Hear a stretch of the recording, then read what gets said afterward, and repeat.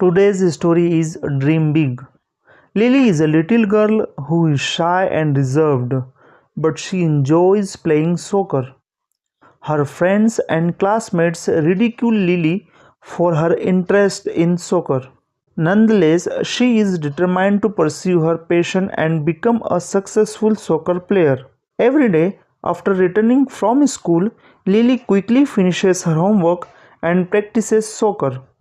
Her mother understands the love Lily has for the sport and supports her in every way.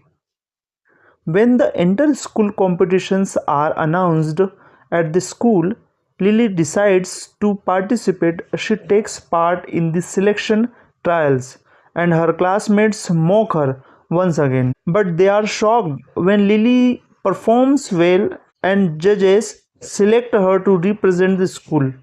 Lily's commitment and hard work mute every person who mocked her.